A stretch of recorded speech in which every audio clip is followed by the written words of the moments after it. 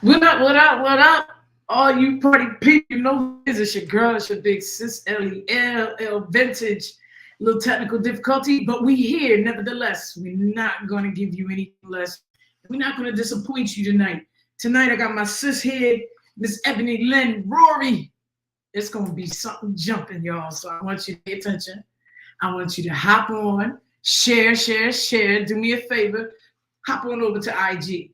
Click like, follow, and share at 609 Stage Left and at L Vintage. Follow L Vintage because, listen, you never know where she's going to be. LEL be all over the world. Then I want you to hop on over to Facebook and do the same for me. Please, please, please, and thank you. At Stage Left on Facebook. There's no 609, just Stage Left. You dig? Listen, we got something special here for you tonight. And I ain't going to hold you. I'm going to start with you. This one is near and dear to my heart. It's my sister from another mother and another mister. And we are, in fact, getting ready to talk about her story, right? We're going to go on this journey with my sis. And we're going to, open up. I want you, the world, I'm introducing you to Miss Ebony Lynn Rorie. Hey. And AKA Trina. And I want Miss Rorie to be introduced to the world. So all my Facebook fans and friends, you already know what we're doing. Okay, Stay Left. We introduce you to Miss Ebony Lynn Rorie and world. Here you go. Okay, we introducing everybody tonight. Something about that love. I'm telling y'all. And then we're going to make sure we give you some information later. But I need you to know, sis got her book out. So listen, don't be shallow, okay? Don't come around asking her for free copies. Go get your copy. And then what I want you to do, the boss I'm sorry, y'all. The boss is in the back giving me she went shop. Anyway, and then what I want you to do is I want you to actually make sure you give her flowers while she's here. You know what I mean? I think we don't celebrate each other enough, even through our journeys and even through our stories. I think a lot of people take advantage of what we have to offer, and she's offering her journey and her story. While it may not be the entire, it is a portion of her testimony. So I want you to embrace her. Give us a little shout out. Tell us about yourself, Ed. Where do I start? Speak up. Look, I'm soft spoken, y'all. I only got a big voice when I'm singing somewhere. But that singing voice. All right, little something, not too much. But yeah, what is there to say? I'm just a little Philly girl in Jersey. Okay, right? okay. Yeah, that's when I met y'all. That's when I little met Philly y'all. girl. Yeah. Yes, I've been here since in Jersey. Well, I came here about 6.5. Mm-hmm. Rocked out at Washington Ave. Let's shout out to WAS. Jersey. Yeah. We got schools. Ain't nothing like P-ville. Rocked out to being in Pleasantville for a while. Grew up in foster care. Met some great people, not so great people, and got grown and decided, let's get married, let's move, let's start over. Journeys after journeys after journeys. So life stories. Right.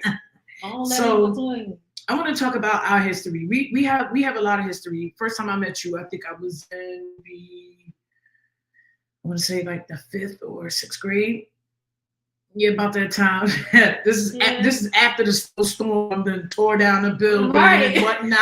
Right. Yeah, tore it down. We had to regenerate and replenish. Yes, split sessions, all of that stuff. But Pleasantville, while nostalgic and while it's where our heart was, and for many reasons still is. Yeah.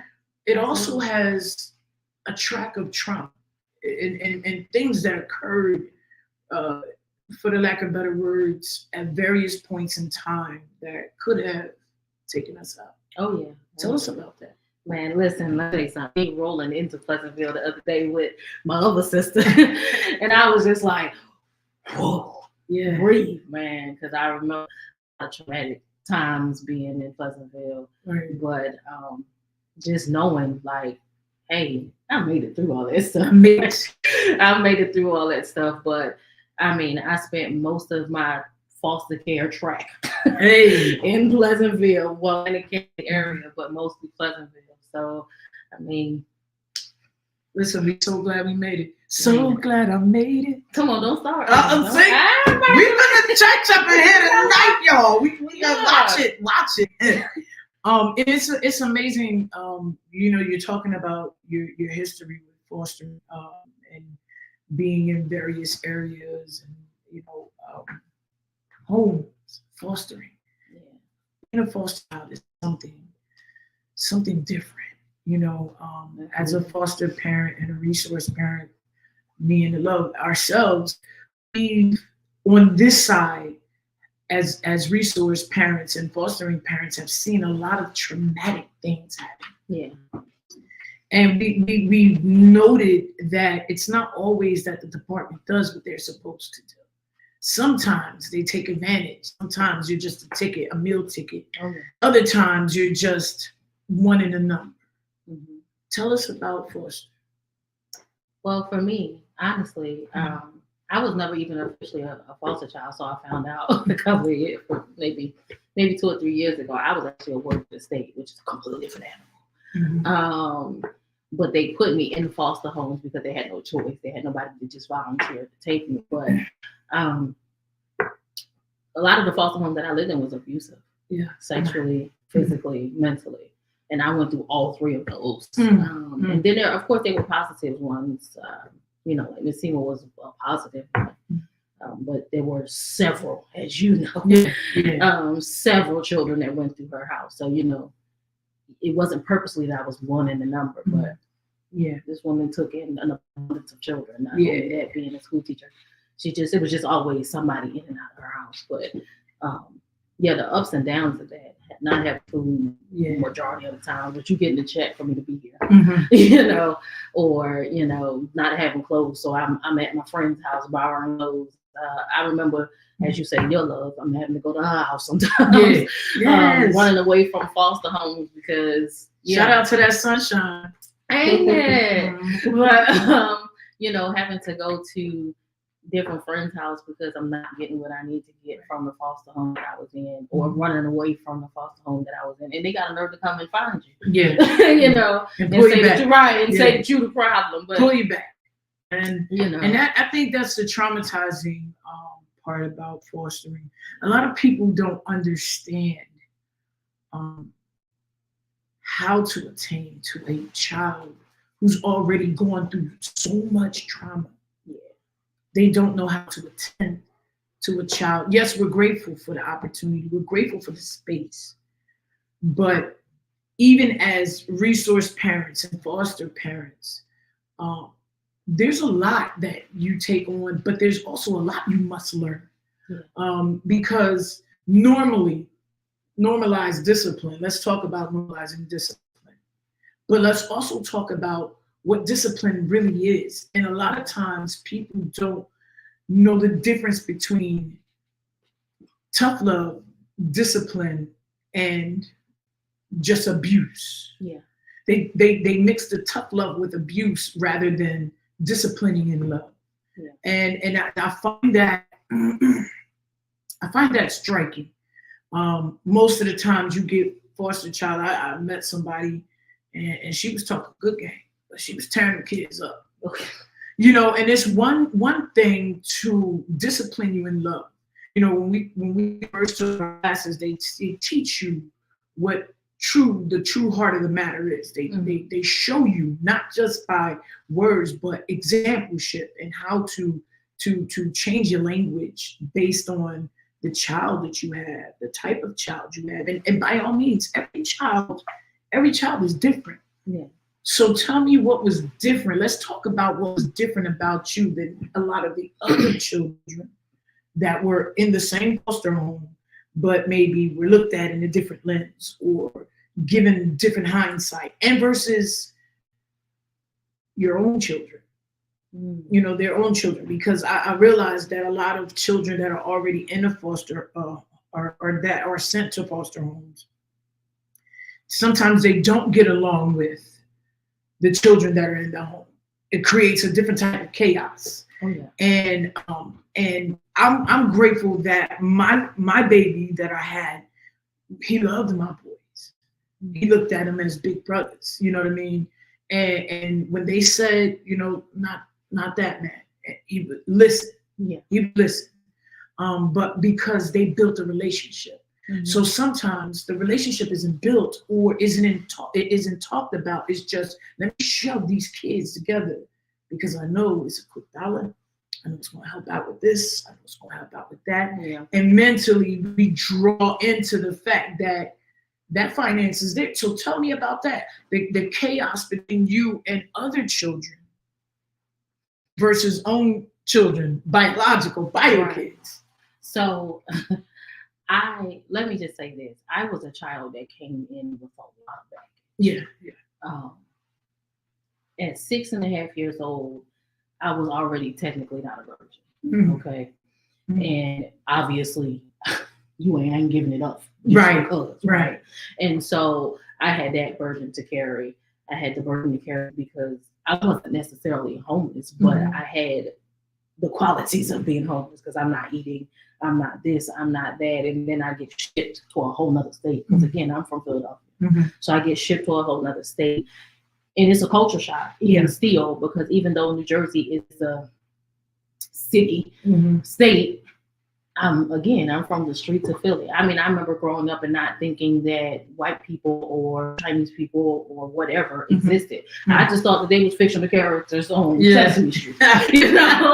And I even talked about that in the book, like, Big Bird. Yeah, so you get into these different foster homes, and not only that, let's talk about the church aspect. Oh, come on. Here we go. I come from they screaming, skipping, jumping, hollering, you know, speaking all this other stuff, and then I come and I done lived with Muslims, I done lived with Catholic people, I done lived with Gothic people. I mean, you name it. I kind of have been through all the line. So I'm just like, what is this?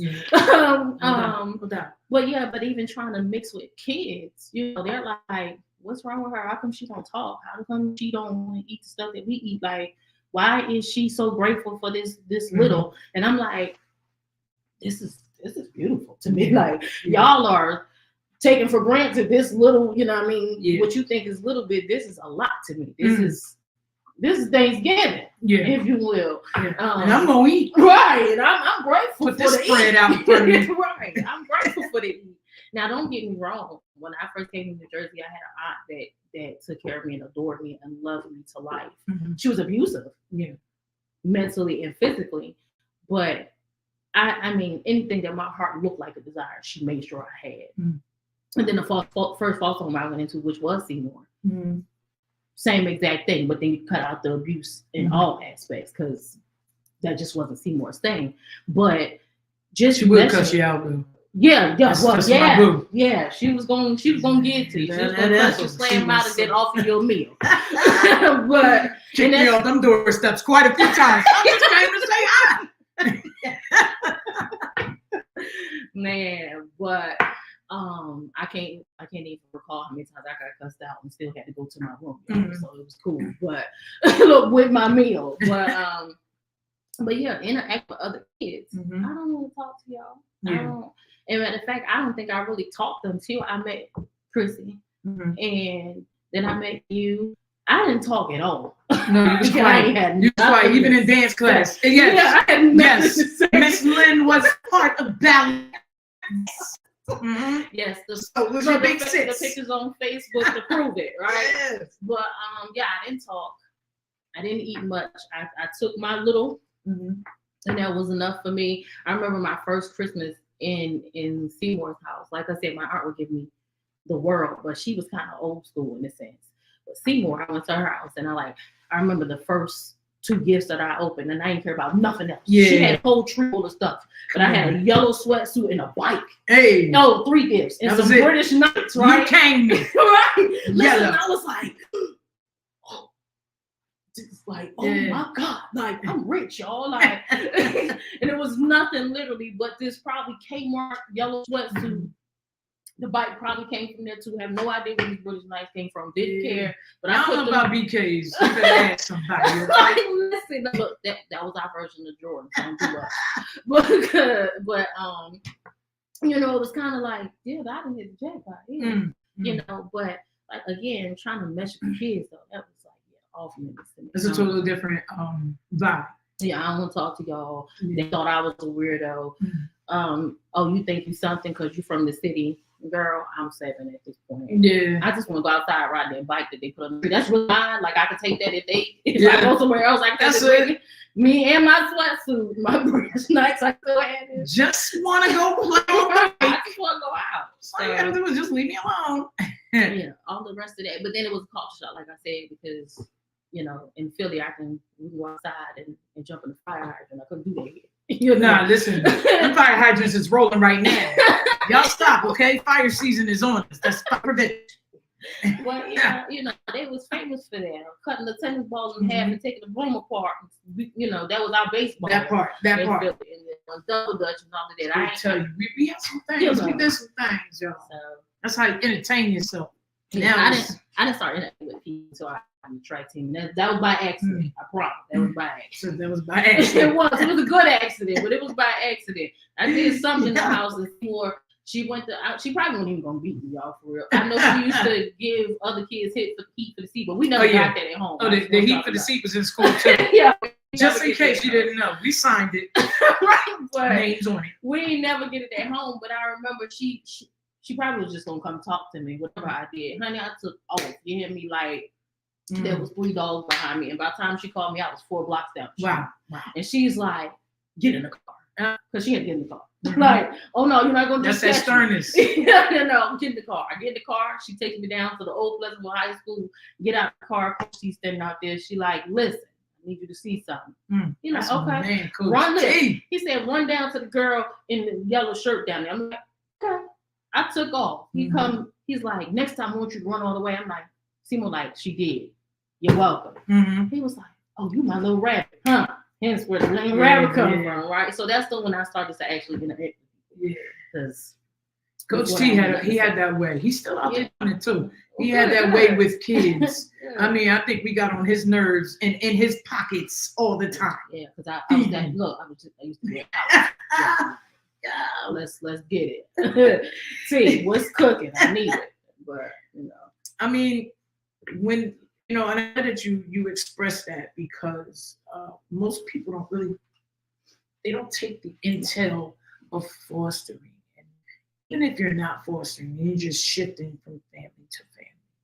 Nowadays, they call it kinship. But if you're just shifting from family to family, you know, there's a different mindset that approaches you and that you think about.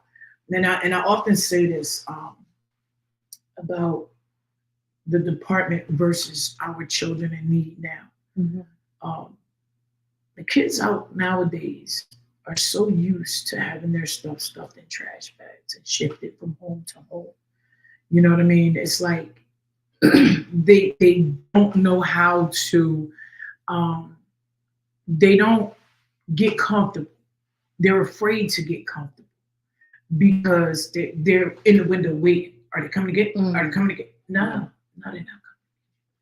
And, you know, I think that's also the disheartening part about the real families that are really out there, really want to take care of the babies. And so I'm glad that you spoke about that because it's a confirmation and a testament as to really, are you comfortable when you walk in that door? The fear feels like, how does it feel? What does it approach you like? When you look around, you think it's, you know, going to be successful. And these are the things that are going through children who are in the system, their minds. And I'm glad that you talked about that. And not only that, releasing your own story, right? Reflections of a Beauty in Chaos on Amazon, y'all. Y'all check it out. But look, I don't mean to cut you off, but let me touch on what you just said though, because that is like a very big thing for me. Yes.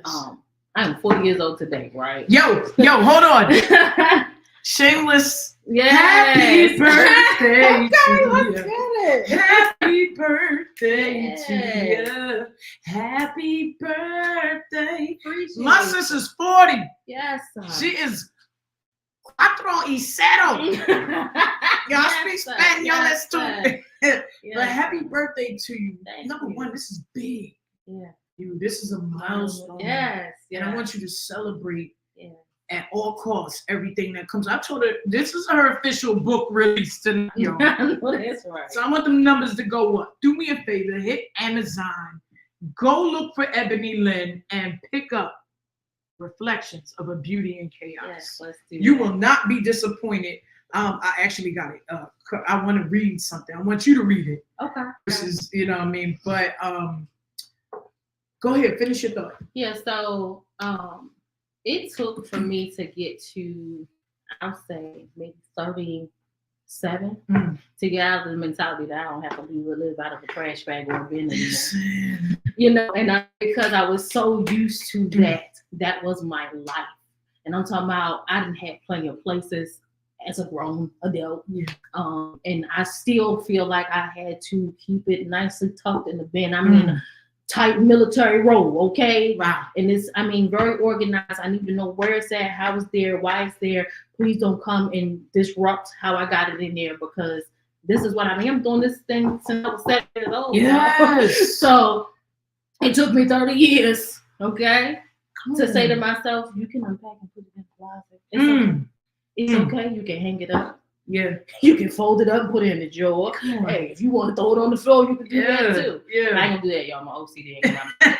But the point is, something about these OCDers, y'all. like, it's strong, y'all. It's strong. The OCD is real. And I think a lot of that had to do with, that was, for me, that was a side effect of being in foster care. Everything had to be perfect, because in my mind, if I keep everything right, keep everything tight, if it looks right, if it looks nice, if I keep myself in line, even though I ain't probably do no schoolwork, don't tell nobody. But I'm good. No, I'm good trying to get nobody in trouble.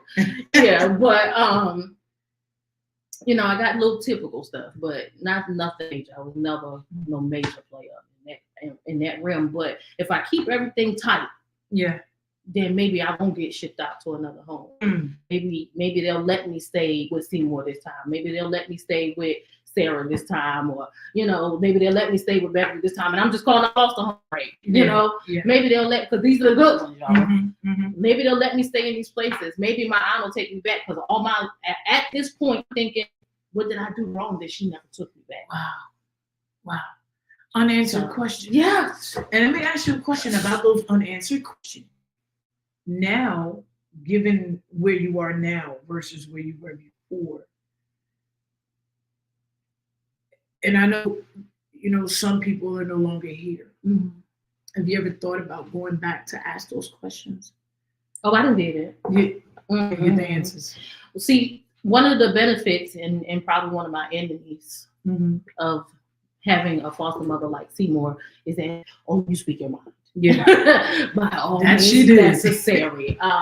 She was holding nothing back, and I think that all of the children that came through her house, if not all of us, probably 90%, came out just like that. Wow. So, yeah, I went back to my biological mom, which, listen, shout out to that woman. That is my, if it don't get no bigger, okay, y'all know the word I want to use. But I have a beautiful relationship with my wife.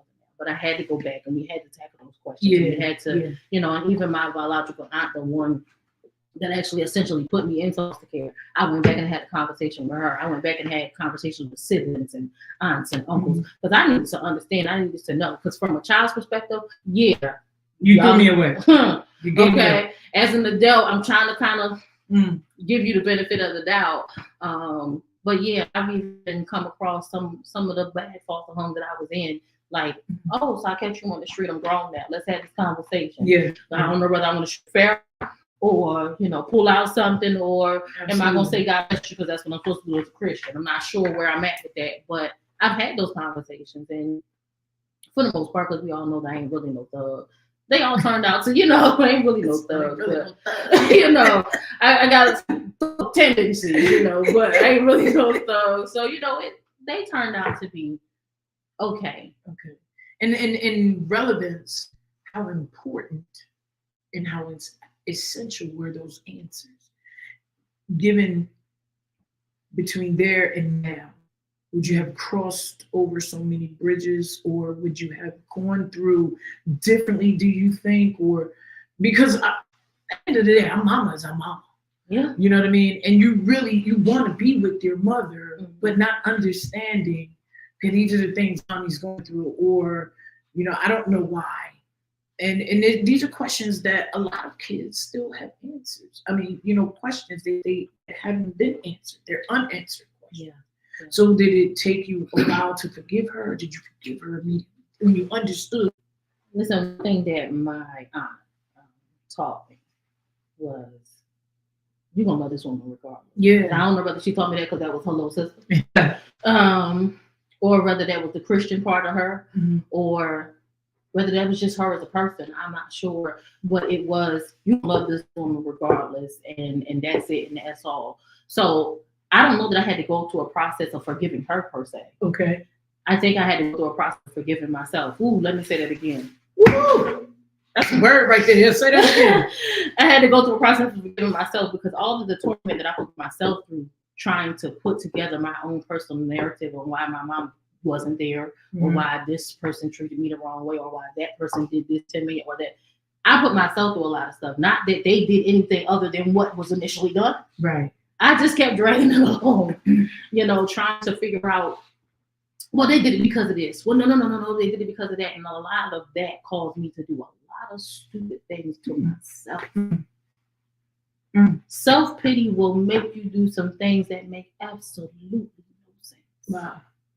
And then when you do those things, you have to sit in it and you're like, do I continue to blame other people, or do I wear this and take this to the chin? Wow. And so we go, I get to 35 and I hit this epiphany in life, and I'm like, that ain't nobody but yourself, right? Like, you can't keep carrying all that stuff that you went through as a kid, as an adult. You're going to have to find a line of forgiveness. Yes. You're going to have to find. It's imperative. Right. You're going to have to find something that's going to be your middleman. And then when you get to that point, all the rest of it will start to make sense. And then you can clearly walk past these same people and not rephrase that. You can walk up to them same people and give them a hug and say, you know what? It's okay. I released you. It's okay. That's been my word lately. You are released. It is okay. You probably didn't even know that you was captive. How about that? Because after somebody does something to you, they more than likely don't care about it. No. You the one, again. Rewind. You're carrying that. Sis said you probably did not realize you was captive. Because most people, when they attack you, or when they're doing something that they feel is right but really isn't, they don't even care. They're not carrying the burden. You're carrying the burden. You're carrying all of the, and I mean this in the most sensitive way. But even like with sexual abuse and physical abuse and mental abuse, please understand that after a certain point, especially if you're no longer in it, you are the one who's carrying. Yes. They're not carrying it anymore. So that's how the enemy takes control. Yeah. Yeah. And then at this point, you have to decide, are they going to continue to have the control, even though they don't even know it? Most of the time now, a narcissist is a narcissist. But, when they still hold, when they still holding the reins and the control to your life, and they don't even know they got it. Yes. Yeah, that part. Scratch my forehead, somebody. Come on, because that don't make no sense. You're a puppet for someone, and they not even holding the strings. Wow. The strings are invisible. You are literally holding yourself. Jeez. And I mean, a lot of soul searching, y'all. Okay, it took me a lot of soul searching, and I got this apostle in North Carolina that kind of was like, "Listen, I'm sick of you being held hostage. Release." That's it. I'm sick of you being held hostage. Yeah. And guess what, y'all? I was sick of being held hostage. That part. I was sick of being held hostage. Why don't I have control of my life? I already technically don't have control because God is in control of all, right? Mm-hmm. So the little bit that I feel like I can control, why am I allowing invisible people to hold it? Come on, that part. Yeah. And we get time to fester, mm-hmm. and time to grow. Because at that age, you didn't know. Yeah. And then as you got older, you still didn't know until you were like, wait a minute, this brick is still here. Now I got to figure out and chisel this and break it down all the way. And that's the scary part in itself, because a lot of times our behaviors speak out to what our traumas are. Right. Our behaviors. I've been traumatized. I don't know how to express or explain this. But I know I don't like the feeling, and I know what it makes me feel. Mm-hmm. And first of all, I'm grateful for your release, because sometimes without the release, we're not able to go to the next level. Oh yeah, and that book was definitely part of the release. Okay, listen, I started writing that thing in 2017. Just being released. Listen, and I know you was crying through every page of it. Listen, y'all. That as an author, when you see something or when you feel and you're pouring out, your tears swell up, your tears come out, your pain while you're writing it is released. Your pain is being printed on the pages, not so you can go back and remind yourself, but so that God can do other things in the process. Mm-hmm. And so he can make sure that those acts no longer harm you, hurt you, or break you down. They're just, you know what? That was my testimony. That was who I was then. That's not who I am now. You know, and so I'm grateful for that freedom for you and for what it's doing, for all that you are endeavoring now. Yeah. Because I'm believing in a larger platform for you. I can see that. Hey, come on, because you know what me and my family, we talk about this all the time. We shelter so many of the things that we have gone through, you know, and I take this to heart because, you know, I speak about this even within my own family. I think about this with my own family. The journeys you've gone through could be healing somebody else, but because we're marred and scarred, and because we're afraid to release it. Yeah. You know what I mean? We keep holding on to it. And as we age, the only thing it's doing is growing. Yeah. The only thing it's doing is making your heart grow colder. Mm-hmm. Because now over there, I'm not. Nope. What did I say? I'm not. And for people that may just need a piece of your testimony, let me tell you about what I've been through. And let me talk to you about how you can survive. Absolutely. You know what I mean? So I'm telling you, this is more than just a release for the book. This is your release to the world. Mm-hmm. You know what I'm saying? Let's talk about that. Mm-hmm. Let's talk about all of the things that we need to release to the world, because the world is dying, and the world is in need of realism and healing. And the people that you would think could direct that are not the people that can direct it. Oh yeah, because God don't place it in a man's hand to abuse it, and abuse his people. You know, his children. He said, "Oh, everybody's his children. You're all my children. You just gotta know." Yeah. You know what I'm saying? You just gotta know that I am He. And a lot of times people they dismiss that. Yeah, that's the part they dismiss. I'm telling you how and what you shouldn't be doing. Versus, let's speak healing in life. Mm-hmm. Let's pour those vines out in you so that you can be released in your heart and release what God needs to release to the world. Release it to the world. Yeah. And I'm very proud of you. I know your journey. I've watched you over the years. You know what I mean? And I've seen your highs and your lows, your ups and your downs. But I've also learned to be a survivor and a warrior. I hear conversations, and I'll be on the other end just listening, chilling out, just and be like, "Dad, my sister, who she need me to pull up on?" Listen, you know what I mean?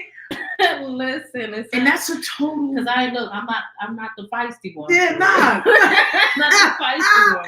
You be laid back like that. Then will be like, Yeah, I'm not the feisty one. And that speaks a lot to your character and your personality as well. As a mother, and this is the part that our children don't understand. Your story versus your children's story. How do you relay that? I mean, I know how, but tell us how you relay that to your children, because we never want our kids to go through what we went. Yeah.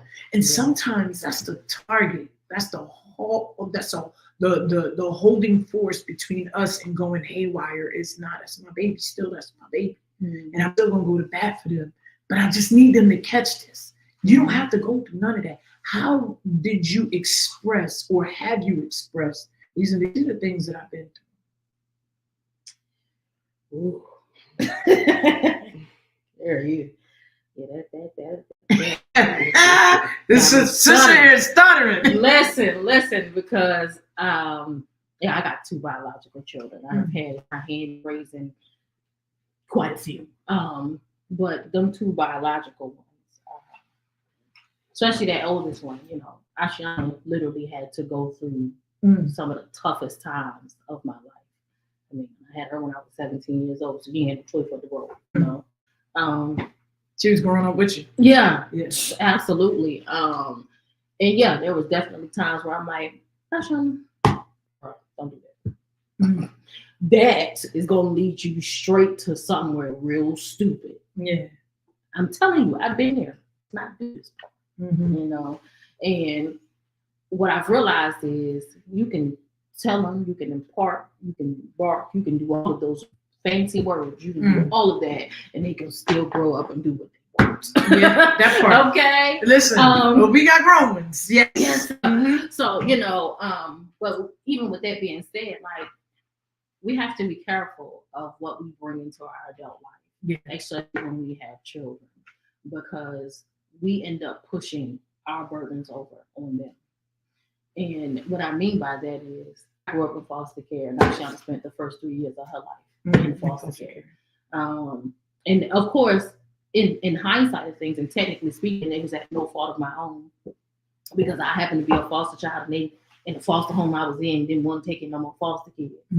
And, being underage, that's still their foster child, even though it's my child. Absolutely. So, just thinking about if I'd have had somebody in my life that was consistent and said, hey, let's not do this. This is not the way to make out of it. I remember, and I know quite a few times when I tell people this, they're like, who does that?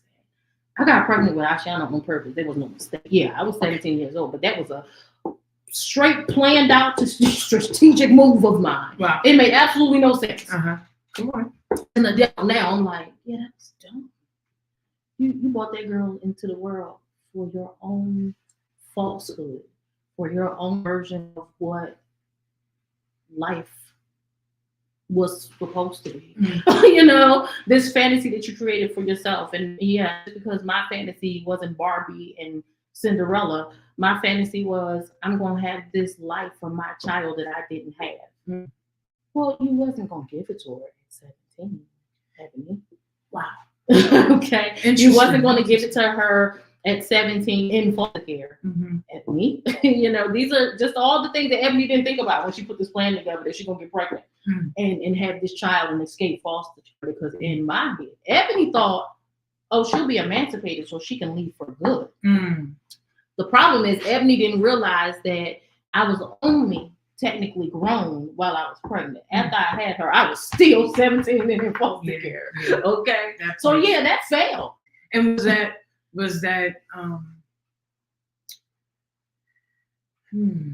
that searching for just that factor of love that you were in need of? Oh yeah, this is in the hindsight of things, this was my Cabbage Patch, which is something I didn't have as a kid, right? Cabbage Patch dolls. Yeah, that tell you how old I am for real. Shh. Listen, this is my Cabbage Patch, right? But it's real, and it pees, drinks, and it needs food, and it needs diapers. I skipped that part, right? Yeah, that part. Okay.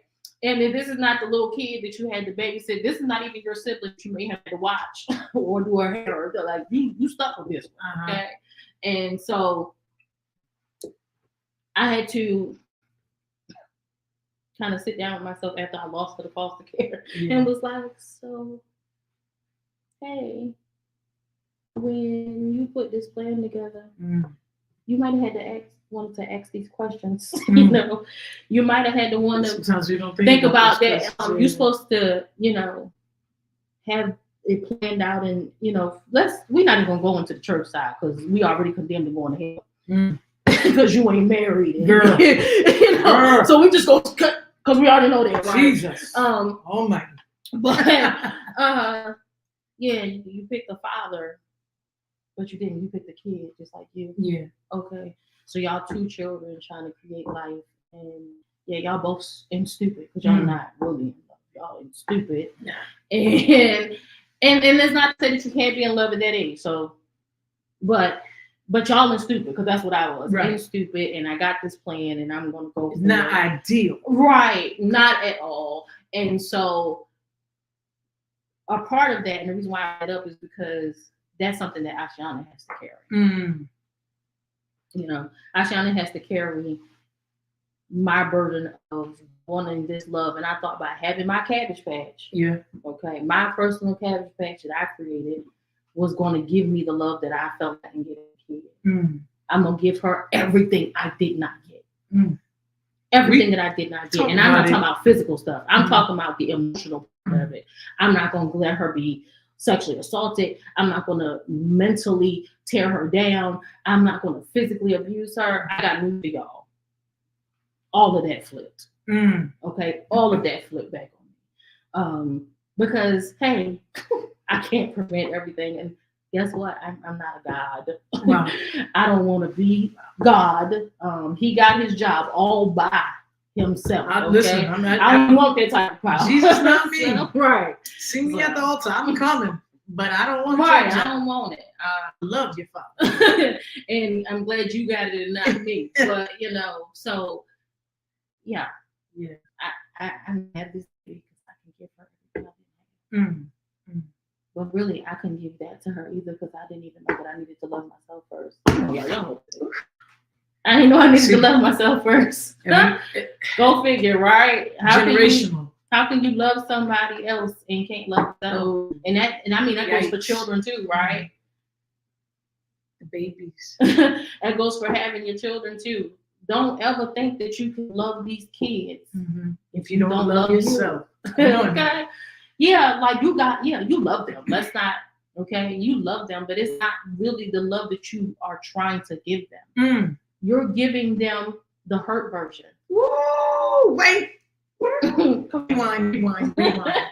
Y'all tell them again what you just said. You're giving them the hurt version. You're giving them the broke up pieces. Ooh. Okay. You're giving them all the shards of glass. Come on, y'all. You're giving them all the shards of glass. You see that? I didn't lost your place. Look. No, it's cool. But I'm giving, you're giving them all these shards of glass that you never had a chance to piece back together. Or here's the thought, let's go church-wise. You never let God mend them. Come on now. Oh. Never let God mend them. So here you are trying to give this child this broke up glass and like, here, hold this. This is for you. And then you wonder why they all cut up. Yeah. I don't know how to get through life. Ashiana to this day is still, and hey, I'll say it openly, still trying to figure out what real love looks like, not because I didn't give it to her, but because I gave her a tainted part, excuse me. I gave her tainted love initially because that's all I had. And I can only give you what I have. And that's something that we don't admit to, especially as parents. Like, you know, it's, when we was growing up, you know, the moms, grandmoms, aunties, uncles, dads, pop, it was yes, ma'am, no, sir. Yes, sir. No, ma'am. You know what I mean? And you had to follow precept and protocol. It wasn't that it was a living example per se, but it was, this is what I know. And this is how you're going to learn. Point blank, period.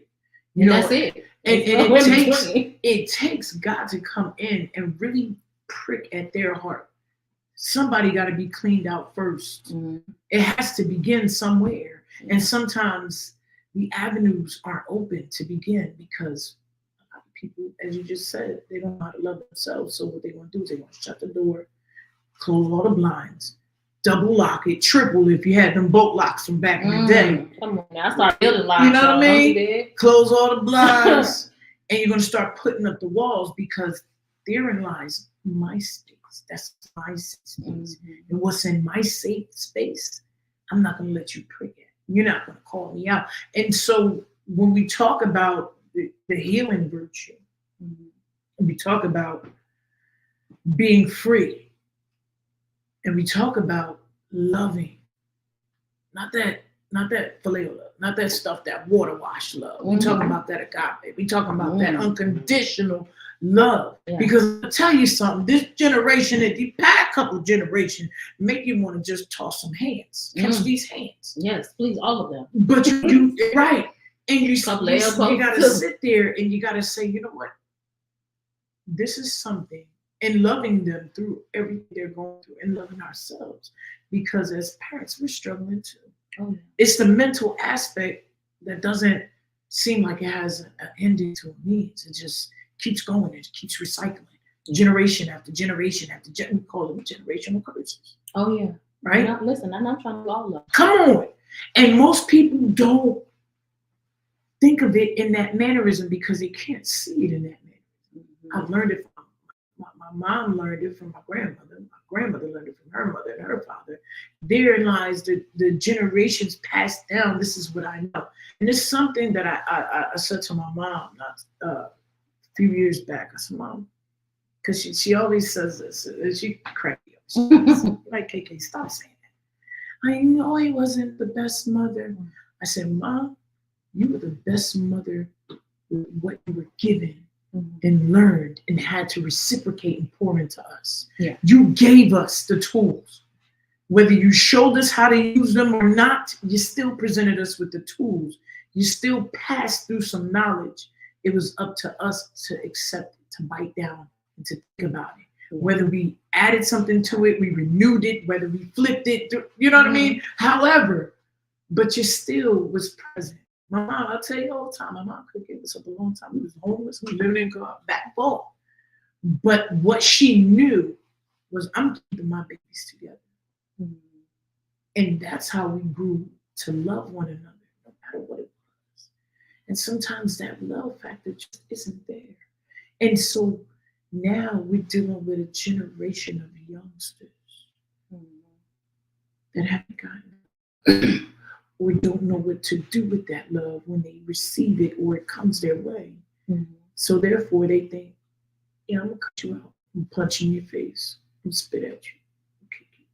I'm gonna tell you how much I hate you. I'm gonna tell you I don't like you. You're too hard on the rules. My son, my middle baby, Debo, he's going off to college. He got down in college and he saw some things that was happening here. And the first thing he said, man, I'm grateful that my mom showed us and taught us this, because this generation is off the hook. Kept us from this. And most kids think that you're just keeping them from their friends and keeping them from what they love. But you walk out on your porch and you get shot. So why would I let you go? Listen, Faith, that's my youngest daughter.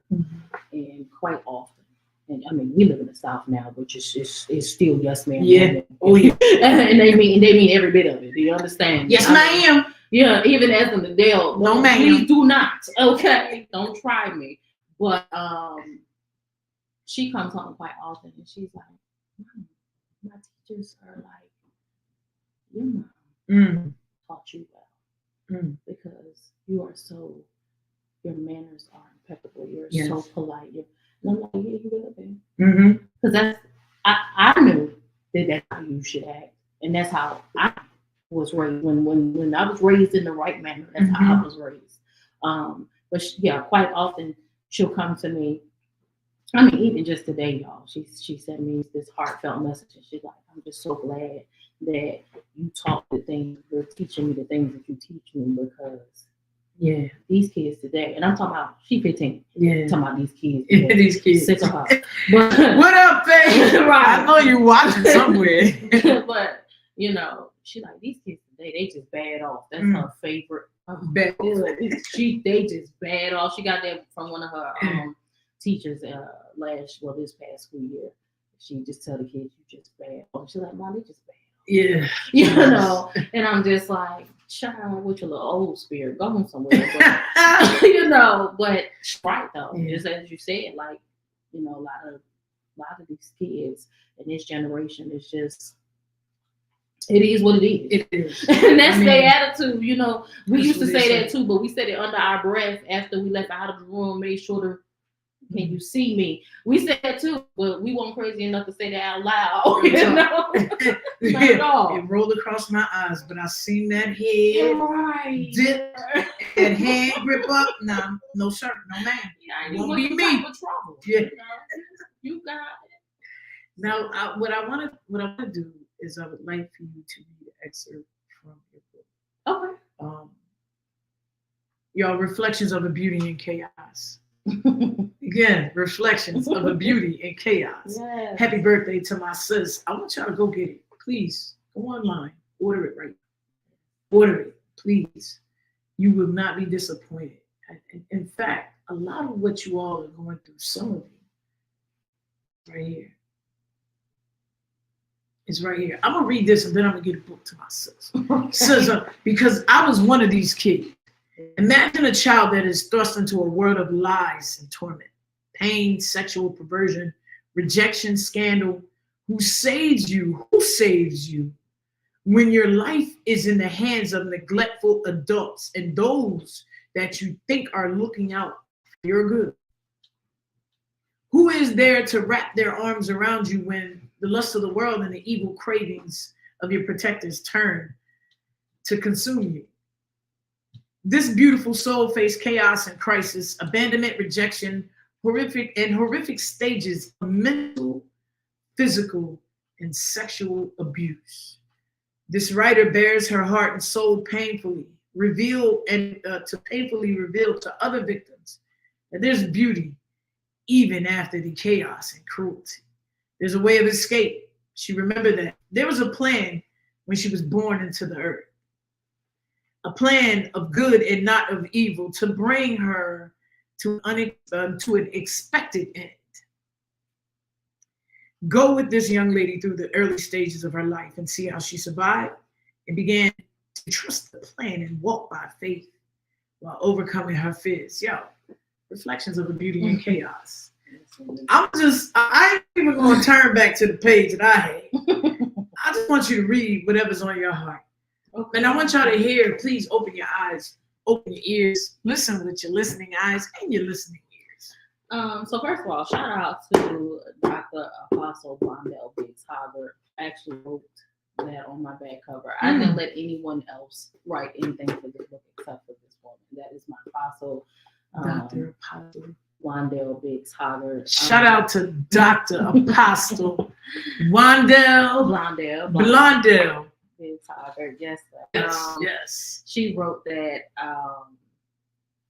and I think that when she wrote that, it pretty much summed everything up. It does. When it came to this book, so definitely shout out to her. That is definitely my spiritual mama. So yeah, shout out to her. But listen, trust the process, y'all. Let's go. Listen, I'm gonna tell y'all something, okay? To know your worth and it catches up to you, and you don't know it at first, but you're seeking that healing and justification from the Father. When it catches up to you, oh my God, okay? Yeah. You don't have nothing to worry about because God's gonna take care of you. And sis is a living proof of that. And I'm a witness and a testament as to some of the things that she's been through. And I'm grateful that she survived and is alive to tell y'all. Yes, there is one thing that I'm looking for in particular because when I wrote that, I had to turn around and look at it myself, and I was like, okay, Jesus, you wrote that because, first of all, let me just tell y'all, this is about the 15th copy versions of this book, because the first I'll say about the first 5 was having so many cuss words and so many y'all pray for me. So many. She said she had to make sure that it was the edited radio version, so it could cross the airways. Because them first versions, honey, they belong on Uncut, on BET. You know, the stuff that we used to watch and sneak. Don't think about it. But we had paid programming. Right. So this is, like I said, like the 15th version of this book, and it took a lot for me to write this, but it was one particular part, like I said, that I wrote it. I had to go back and look and read it a few times to be like, oh, okay. And I officially knew, and this is probably one of the last things I wrote in the book. I had to get all the hate and anger out first. Then I had to come back and fill in the blanks. But this part,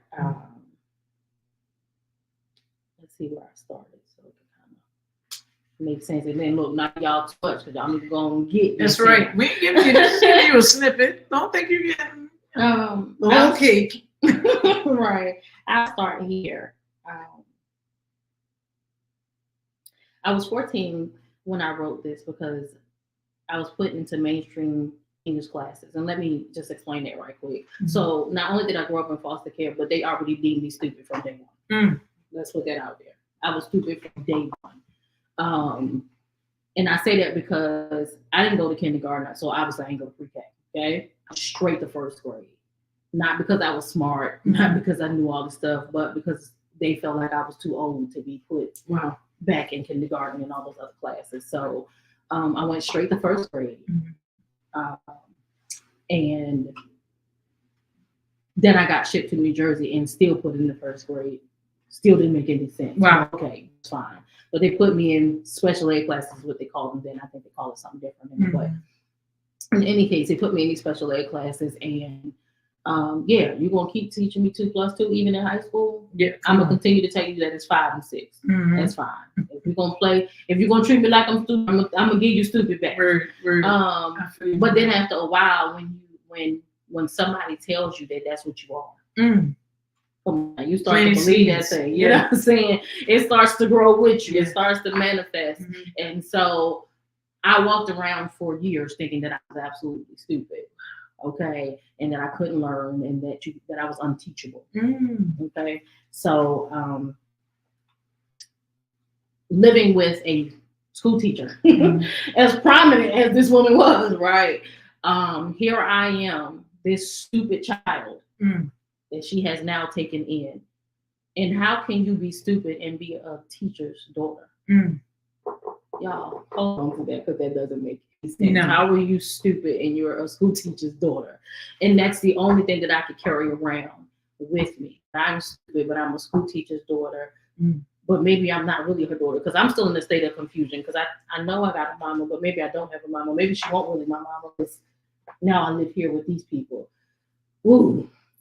Go ahead. Y'all, listen. If you're not ready to have children, don't just go popping them out. Nah, no, that's right. Because they end up in places like foster care, okay? And then identity crisis really starts, okay? Because let's be clear, something else, and it's not giving away the book, but something else that you'll learn is that I didn't even know that my name was Ebony until I was in 8th grade. Wow. I'm walking around thinking that my name was Katrina. Katrina. Okay.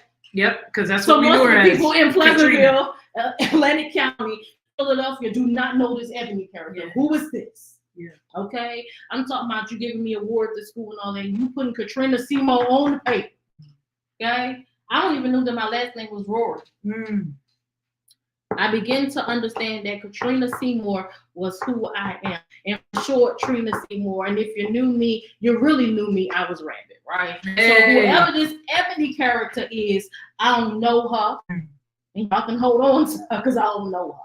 So I didn't meet Ebony until the 8th grade, and then I actually didn't officially start using her until I was about 22. Wow. Okay. But either way, to get back into what I was ready to say. I actually remember that.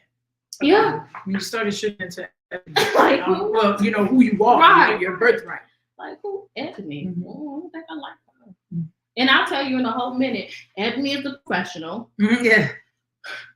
Rabbit is the athlete, and The pro, the athlete, you know, the one you want to kick it with, and the fictional. Right. And Trina is the one that will potentially fight you, but she ain't got to fight you because she always got a clique of people that will jump in at any given time to make sure. Listen, I was one of them. I'm like, yo, but y'all better leave her alone. Yeah. Stop playing with me. I was bigger than everybody too, so you know. So this is second grade in 6'2". Right. Yeah, I always had to look up. It's okay because I was always short. You know? Hey, One of these days, God gonna let me grow. No, it's too late. All right, y'all. Listen, it's too, no, you know. The old lady said she still has some growth spurts at 72. I said the devil's a liar. I don't know about her, but I don't have none. I don't have none, so I put on those stilettos. That's when I get one, okay? And then I become about a good 6 foot, and I feel good about it. Look, and my youngest daughter, she already 5'8", and I'm like, listen, let me get these heels on so I can. But don't play with me like that. Look, if you butt, right. What you want? Meanwhile, Ashiana 5'1". Oh, so, you know, it's all she's shorty. up. Yes, she is. She is a shorty. But anyways, I'm not gonna read the poem that I wrote before this, but like I said, it's a just a little different that way. That's all I need you to read that too, because we popping over here. You know, dude, your big sis. Listen, okay. Biased to the poetry. Okay. So the poem is called Darkness. Now, to give you the history behind that, and this will kind of jump right into what I'm about to read. I was in the 9th grade. They finally put me in the mainstream class. Okay. Miss George's class. Oh. Yeah, your pastor's saying it. Hey, Pam. Yes. Now Pam gonna give you the business. Listen. And ask you, are you serious? Put me in Miss George's. Miss York used to put me out every day, y'all. Oh like, my gosh, she gonna see this. Shout out to Miss York, you know, but she used to put me out of class every day. Because if I wasn't bopping and singing, I was calling Miss Olive Oil. I love you though, I do. But she put me straight out, like from the door. I didn't get a chance to sit down. Okay, just in case y'all thought I was gonna go in the shop and get the jump. No, don't do that. Don't do that. I don't even want to get jumped. But I'm just telling the truth at this point. But she used to put me out every day. And this particular day, I went in there because Seymour had them threaten me, like, don't you go in this woman's class. Like, you know, and I'm like, all right, I don't even be doing nothing. That was my favorite line. I don't be doing nothing. And so they put me in this mainstream class, social York class. And she was cool, but I had to be a class clown. It just is what it is. And we like class clown, and I'm singing. Every class I'm going into, I'm gonna sing and I'm gonna make a joke. Yeah, I'm gonna hold on to it, or you're gonna put me out. That's what it. But anyway, she asked us to. Right. She asked me to. Wasn't happy. She asked us to write 3 poems. So I'm like, all right, cool. I could do that. That's nothing. So I write these 3 poems, and I'm like, yeah, I'm done. Straight to be like, something stupid. I don't even know what I was thinking. You know, and so next thing I know, the school counselor or school psychiatrist, whatever it was, is at the door, and Seymour's at the door, and I'm like, y'all know what I thought it was. I thought it was that long move back to another foster home. Yeah. You here for me? Why? You're like, dang, now what I do? I would just be rapping on that. Y'all gonna move me for that? You know, y'all gonna move me for that? Come here, where? It's not me. So, but this was one of the poems that I wrote, and it's called Darkness. Dark is what I feel. It's not because it's dark where I am. It's because I have a way to express my feelings. I need some emotional healing. It sucks because I've gone through life not knowing that the grass was never greener on the other side. So how does one conquer the mountainside? I'm confused and bitter because I've learned that Jesus did it with a thorn in his side. I'm scared to go outside in the rain. Not realizing that it could aid the cleansing of my ever-dying heart. Faithfully praying that my pain would somehow turn into art. Please mend my broken heart. And I cry as I write. No more hope, it's gone. Please find some sunshine for me. In the midst of the night, As my eyes caught sight, my mind took the time to fantasize how fine the hour would be when every trying moment would vanish into thin air. So what do I do now? So it's a little longer than that. But I mean, I wrote that at Wow. 14 years old in the 9th grade, sitting in this road class. I mean, hold up, pause. Freeze. Yeah. The thoughts, the thing that run through the mind. You know what I mean? First of all, you're not stupid. Yeah. I learned that. I learned that, but thank you. We set an intention. That's what we do over here at StageLeft. We set intentions. My intention for you is continue to grow in your word. You know what I mean? Sometimes we don't get people to tell us that you're worth it. You're beautiful. I love you. Here we go. You know what I mean? Come on.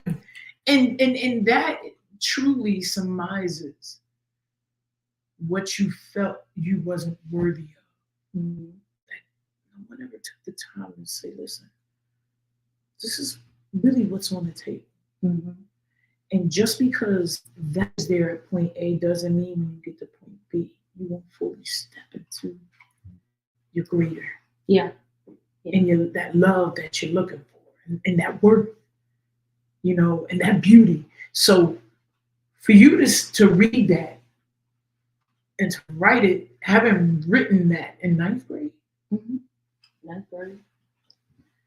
Listen, y'all, we wasn't new to this. We was true to this.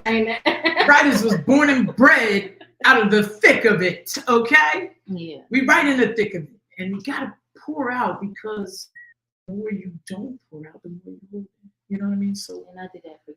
I'm grateful that you, wow. I mean, no, man, just.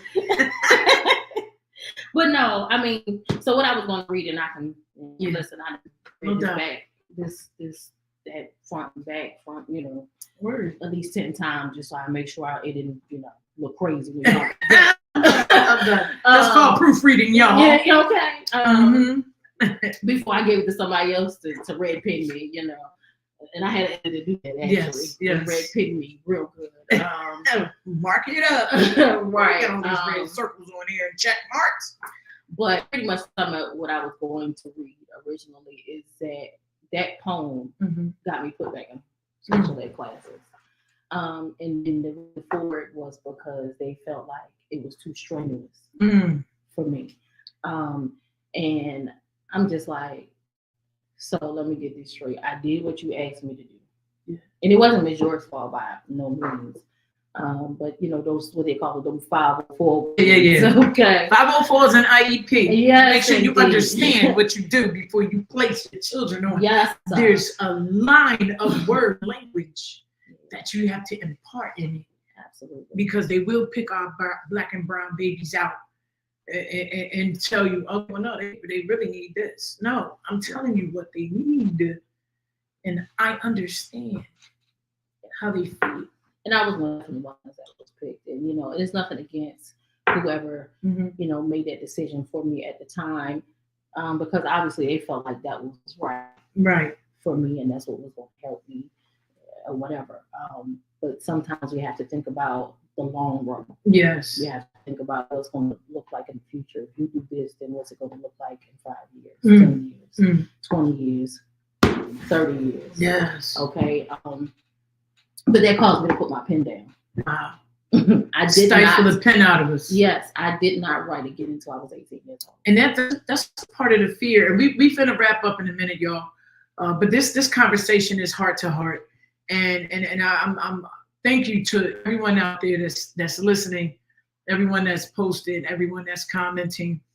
Go click like, follow, share at 609 StageLeft on IG and StageLeft on Facebook, because we're going to continue to bring you these heart-to-heart stories, because we know, number one, our healing is in feeding and sharing what we've gone through with the world. And my sis came all the way from North Carolina, Carolina. Come on and raise up. Yeah. Yes. Well, yeah, no. Keep them shirts on. Spinning like a helicopter. I ain't Spin even another take, shirt. I ain't Spin gonna the take one my you got fedora on. off for y'all. That's negative. But these are the stories and these are the messages, excerpts that people really truly need to hear.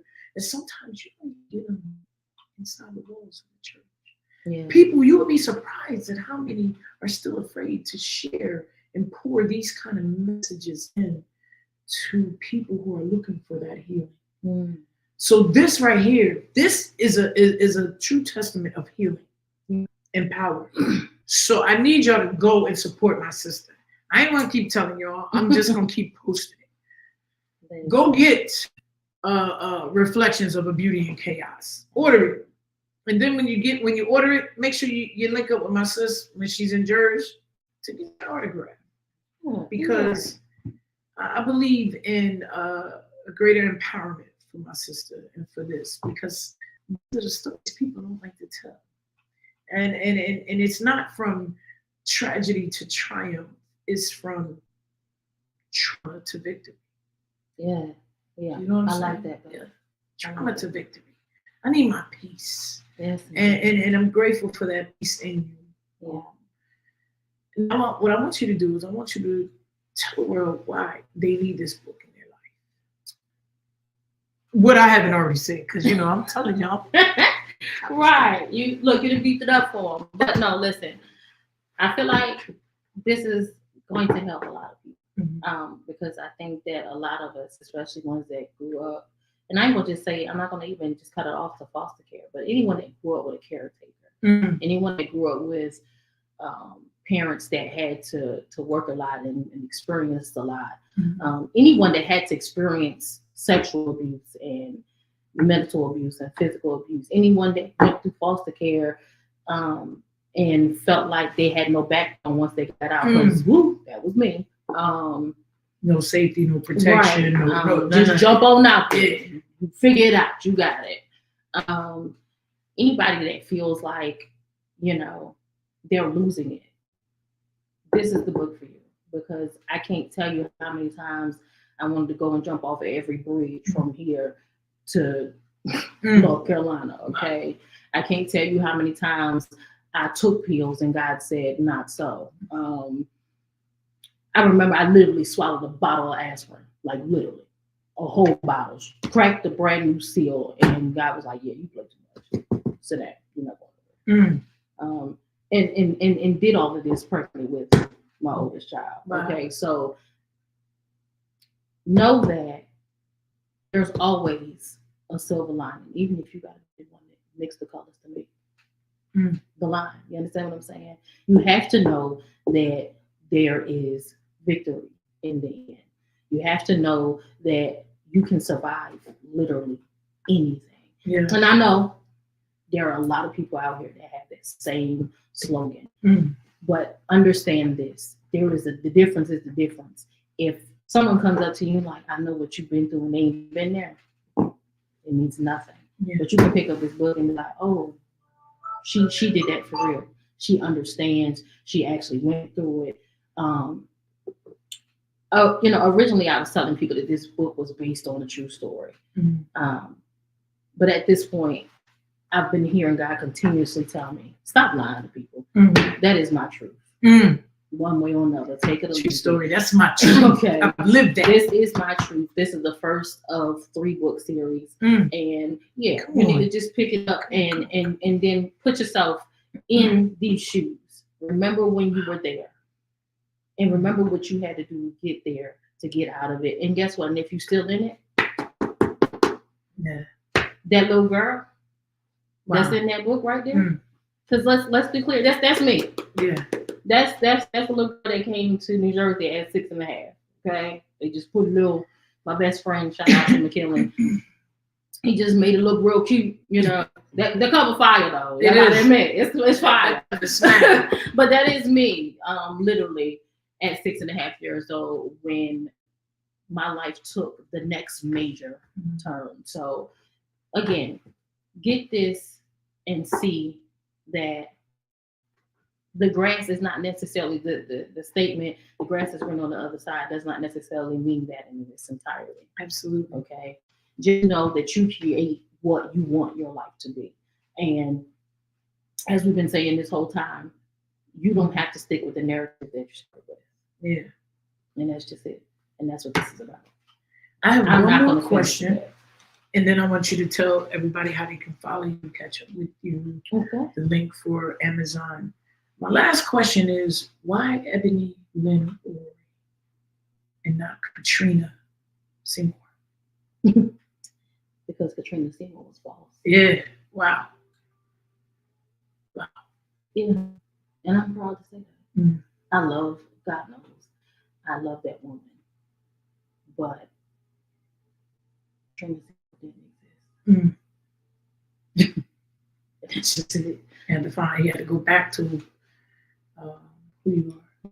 I had to figure out that, yeah, Ebony Lynn is that your name? Mm. Live in it, walk in it, be her, and be satisfied. Mm. Be content with that. But importantly, be happy. Yes. Oh, and guess what? 4 years old, and I'm finally like, yup. Mm-hmm. Listen, Boom, it's your birthday. man, girl. this It's is your Ebony birthday. and proud about it. Yeah. You hear me? Yes. So, Yeah. Now, the rebirth of Ebony, there you go. Lynn, Rorie. There you go. There you Yes, go. the rebirth. Yo, shout out to my sis. I told her it was gonna be a whole vibe. It She was like, "What do we need?" It's gonna be a vibe. Just come I was stressed, y'all. Look, on. I was out trying to figure out, like, do I wear something nice? Do I like, what do I do? I don't know. And my other was like, Yeah. "Oh, fine. What are you Listen. stressed about?" And Listen. I'm like, man, I don't know. That's my first interview. I told you I tried to cancel 2 minutes before it started. I'm like, oh no. Yeah. Because listen, and one thing also I'm leaving you with, it is so easy to fail. Mm. But it is very hard to succeed. So easy to fail, but it's also so Hard. hard to succeed. Wow. That is my biggest fear. Succeeding. Mm. That is my biggest fear. If nothing else, y'all, I've done a little bit of everything, especially if you really know me. I mean, I didn't sing professionally. I started singing professionally when I was 14 years old. I have modeled professionally. I mean, I've sang anywhere from gospel music to reggae to R&B, neo soul, blues, Indonesian. I mean, you name it. I wanted to be an opera singer. Like, hold on, okay? Right. Listen, I got some. You want it? You get You it. want the R&B version or you want the Bartholomew version? I God. just yeah. So, all of these things that I actually have done. Yeah.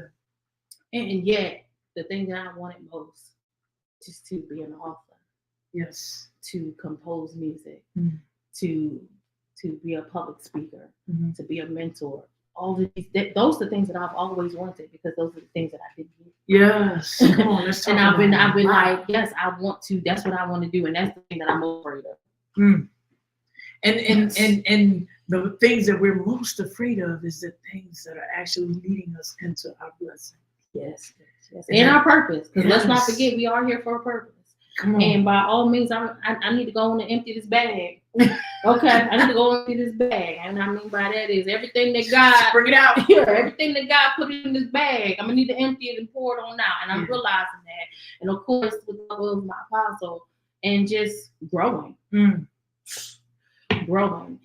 just at this point now having to create a legacy, not for just my kids, but now I got grandchildren. Listen, them grandbabies, them the ones. Listen, and I'm raising 2 out of the 3. So They watching everything you do. I got to create. Did you say you wasn't doing? I'm just trying to find out, girl, why you still over here shaking and baking. All right. So, Where did you but listen, especially if London's in the picture, No. she's gonna hold me to it. Hello, Miss London. She's gonna hold me to it. But what a proper. Mama, you said, Listen. girl, go ahead. Oh, I did. Yeah. You know I was trying to move. But yeah. Mm. So I'm ready for And look, I'm kicking the doors down. Come on now. Look, you didn't knock down the door for me now. I can come out there and do a little something now. It's official now. It's official. And do a little something now. Between you and shout out to DJ from North Carolina that did my first interview, which was a couple of weeks before I got here. And I listened to him. Yeah, shout out to him for taking the chance, and thank you for taking the chance on your sis. Let me spread these wings a little bit. Get my patty on. I just want you to know it's exclusive.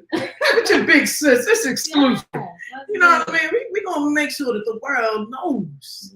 And that they don't be dismayed. I always say, don't be misinformed, informed. Yeah, you know what I mean. Because there's a lot that ground that needs to be covered. Yeah. And there's a lot of work that needs to be done. So we're always boots on the ground, getting it popping and getting it done.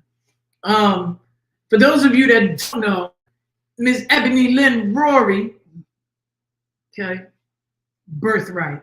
Tell them how they can follow you, catch up with you. So I'm working on this website thing, y'all. Listen, social media ain't even my friend like that for real. So I'm trying to get them to shout out to my daughter Faith because she's like, Mom, come on. We need to set you up, okay? Right. TikTok something, Mom. Yeah, shout out to Yolanda because really, for real, that's who really be managing these social media platforms. So she was determined to get me to have these business pages and get into thousands of followers and all of that. And you doing that because y'all, I can answer your message, but don't. I'm a writer. My street team does everything. Right, I can speak, but all that social media ain't for me. But no, everything is pretty much under Ebony Lynn, Facebook, Instagram, TikTok, all of these things are under the name Ebony Lynn. That's EBONY and then LYNN. You can find me that way. You can get the book on Amazon, as Elle stated, under Ebony Lynn as well. It's a reflection of the beauty and chaos. So cop that for me. Do it for yourselves. Share it. Listen. If your children are not mature, though, don't slide on this book because there's still some things in there that, might not be so. Now, I don't know. This generation seemed to be more informed than we was. Well, yeah, definitely. Wait a minute. How did you definitely. But I don't listen. I don't want nobody to be out here like that. Ebony Lynn had my daughter on something because no, we're not going to do it. So I encourage you. Look at the book first. Right. I encourage you to read it and then pass it on. But no, as my apostle said, that she feels like this book is a workbook.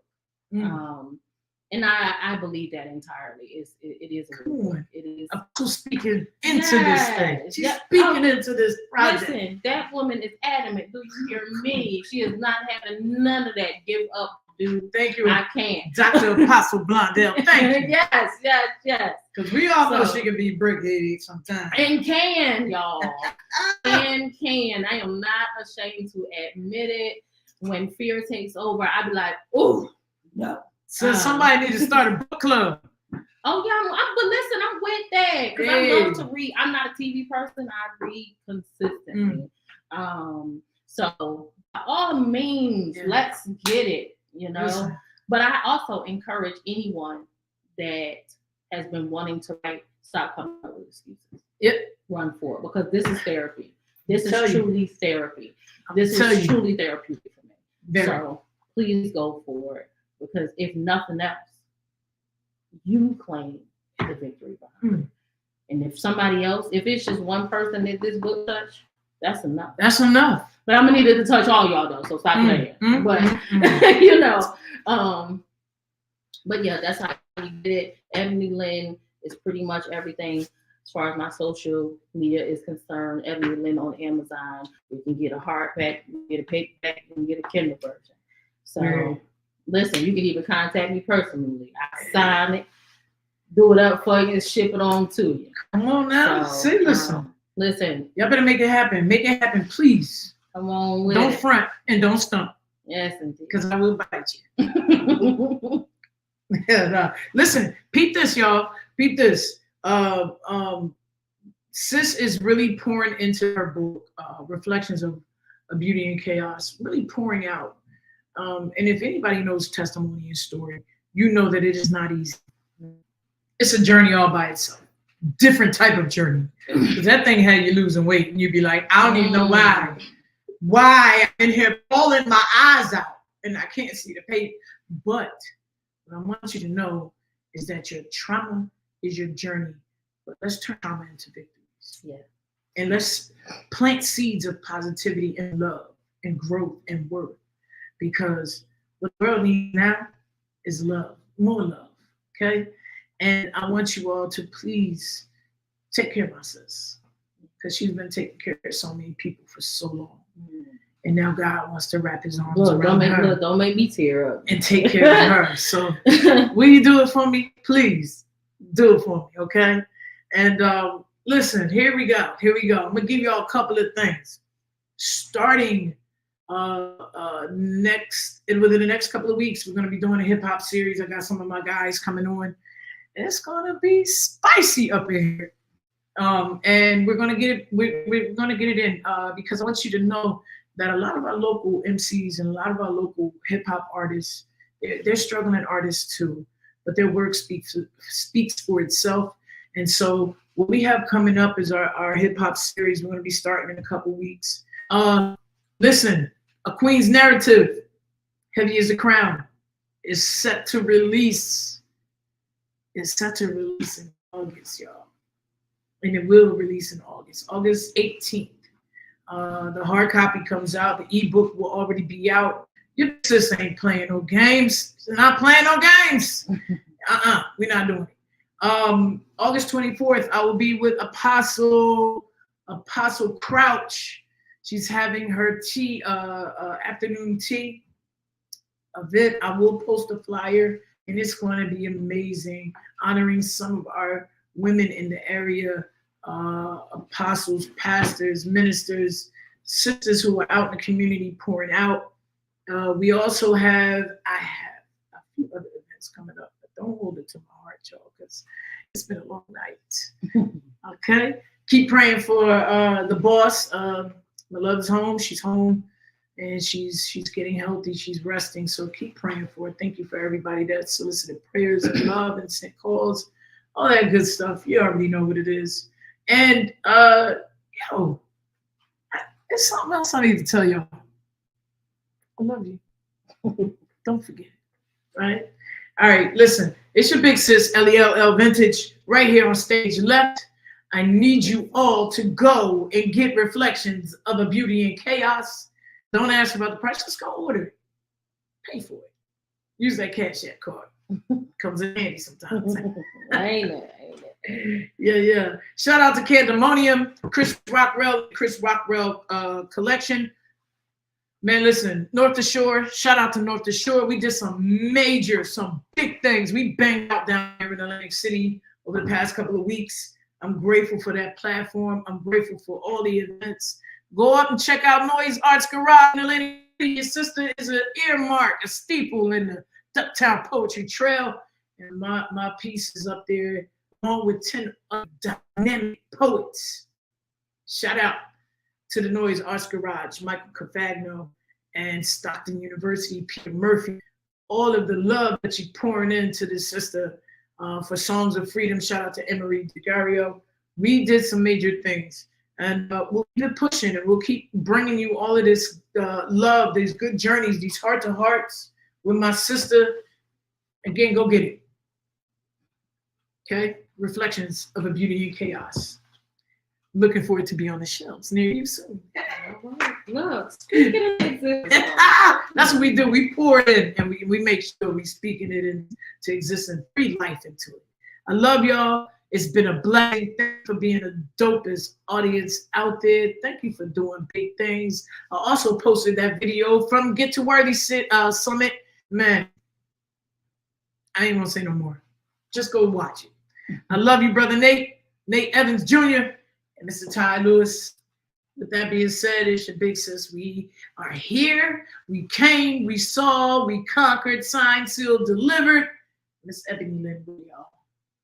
Peace. We up out of here.